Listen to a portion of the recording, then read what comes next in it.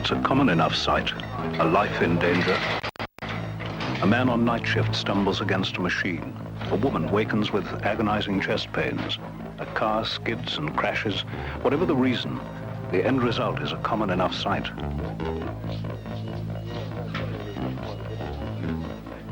All too often, it's the prelude to the end of a life, to the easy act of dying. For all the millions who believe devoutly in an afterlife, a life after death, this sort of thing can well be no more than a prelude, a staging point on the way to an immortal hereafter.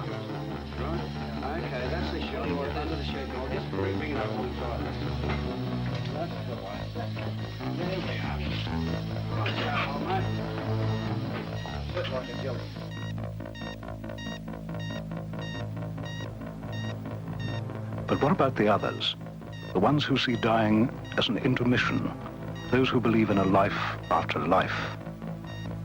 What about those who claim a previous existence here on Earth? The ones like these. Oh, my chest. Oh, my chest. Oh, it was freezing cold. I laid down on the couch. I wasn't feeling too good. And I took a chill. I was coughing. I died.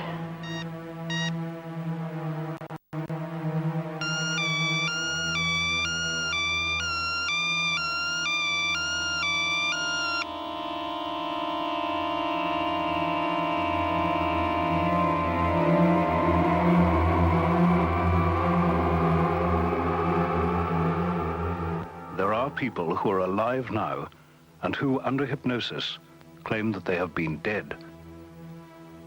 Try to pick my body up to get it moving, so we could go and find Papa.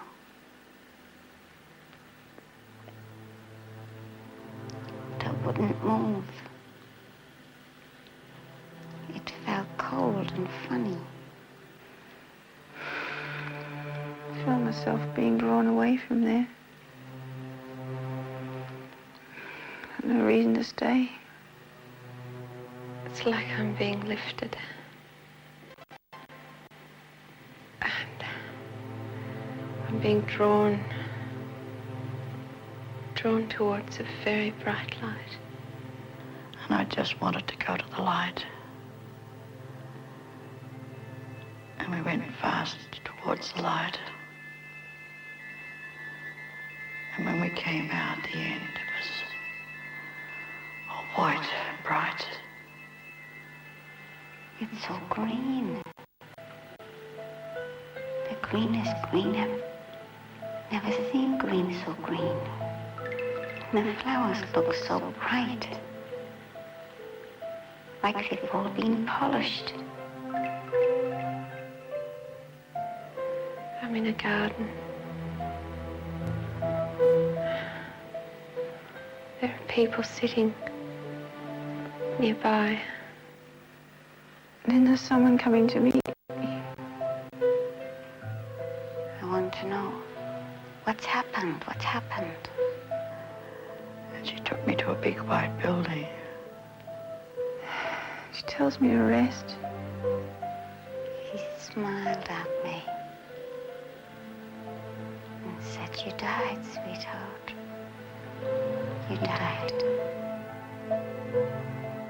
And went where? To heaven?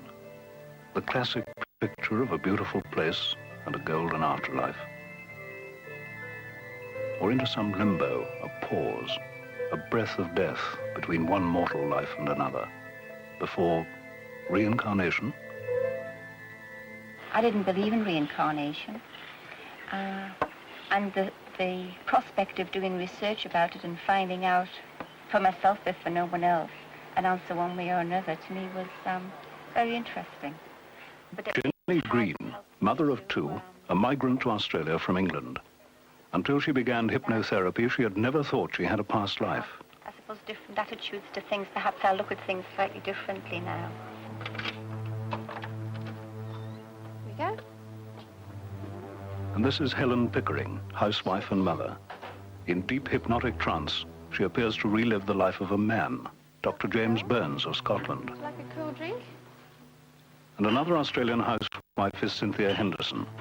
Under hypnosis, she says she was Amélie de Chauville of Normandy in France 200 years ago.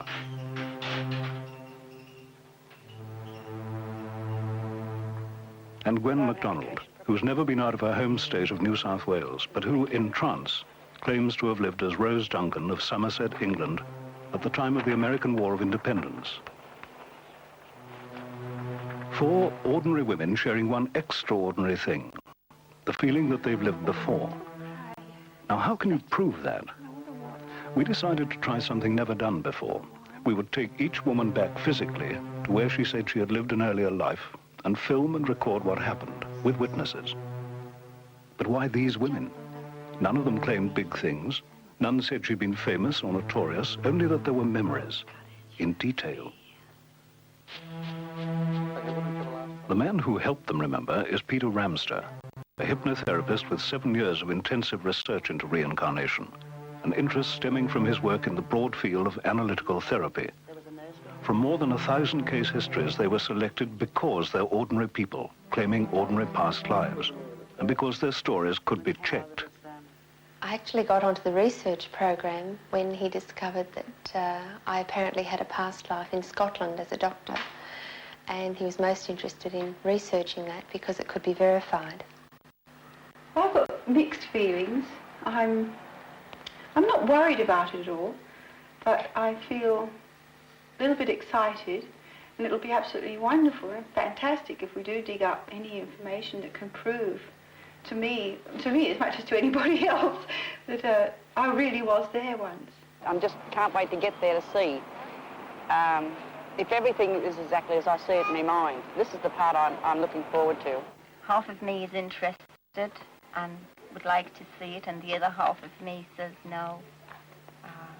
I'm not sure. You know, maybe better not. We weren't sure either, but we knew that we wanted to find out. The first step was to examine exhaustively the stories the 4 women told under hypnosis, and then to take a long stride ahead of them and go to Europe. And there we began the complex, disturbing, and often frustrating search through old documents and fading manuscripts and crumbling registers, the painstaking detective work of accurate research. We wanted to track and pin down whatever facts we could find before flying our subjects out of Australia. They were excited and nervous as we made the final checks, careful and extensive checks to be sure they had not, in this life, traveled where we were going. We were taking them a long way, more than 15,000 miles to the far side of the world. Peter Ramster gave each of our subjects the post-hypnotic suggestion that she would recognize the place of her earlier life, and he was to travel with us all the way. Jenny Green had never been to Germany. Cynthia Henderson had never been to France. Helen Pickering had been to the United States, but not to Britain. And Gwen MacDonald had lived all her life in New South Wales, Australia. This journey was to take us and them into a territory which needs no passports, where the borderline is between life and life again. The city of Alençon in France. This fine modern building houses historical records. And here, work was begun by an independent witness, a devout Catholic, skeptical about reincarnation. This is Antoine Le Breton, and he was given tapes and transcripts of what Cynthia Henderson had said of her past life while she was under hypnosis in Australia. Guided by them and doubting. She'll tell me where you live. The chateau.